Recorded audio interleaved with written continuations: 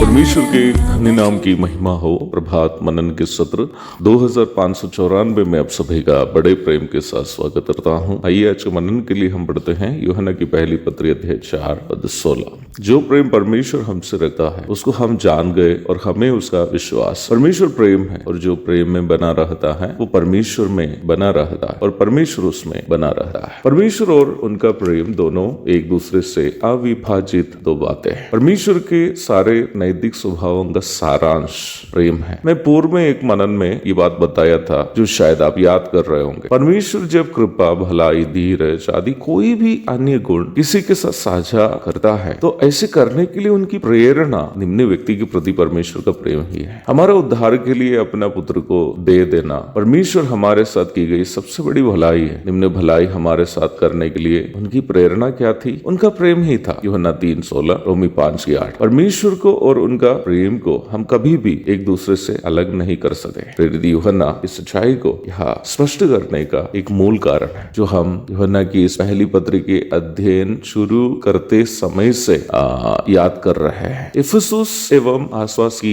कलीसियाओं में प्रचलित झूठी शिक्षाएं विश्वासियों के मनों से प्रेम कम कर दिए थे, अर्थात वे आपस में प्रेम करने में असफल होने लगे थे। झूठी शिक्षाएं और उससे उत्पन्न गलत प्रथाएं आपस में विश्वासियों में झगड़े रगड़े उत्पन्न कर दिए थे। झूठी शिक्षाएं विश्वासियों के विश्वास को कमजोर कर चुकी थी। उद्धार पाते समय पवित्र आत्मा के द्वारा उनके मनों में डाला गया प्रेम उनमें कम होने लगा था। रोमी 5:5, प्रकाशित वाक्य 2:4। प्रेम नष्ट हुए इफिसुस के विश्वासियों में प्रेम बढ़ने हेतु प्रेरित पौलुस उनके लिए करने वाली प्रार्थना आप इफिसियों 3:17 से 20 तक के भाग में देख सकते हैं। यह प्रारंभ में पढ़ी गई पद में प्रेरित यूहन्ना ये स्पष्ट कर रहा है कि जो व्यक्ति यीशु मसीह पर विश्वास करके उद्धार पाया है वो परमेश्वर के प्रेम को जान लिया है, क्योंकि यीशु मसीह की प्रायश्चित मृत्यु जो क्रूस पर उन्होंने सहा परमेश्वर के प्रेम का सबसे श्रेष्ठ प्रदर्शन है। जो व्यक्ति ये विश्वास करता है कि अपने पापों का दंड से उन्हें छुड़ाने के लिए परमेश्वर ने अपना पुत्र यीशु मसीह को उनके लिए दे दिया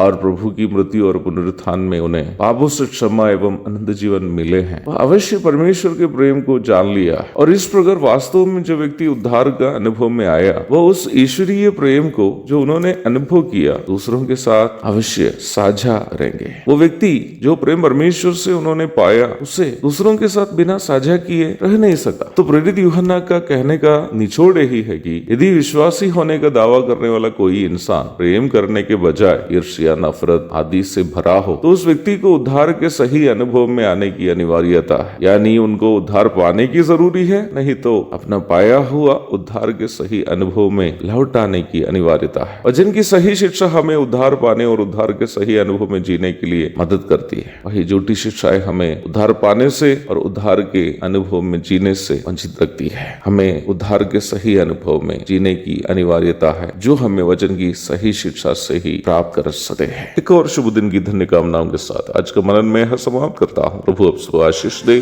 आमीन।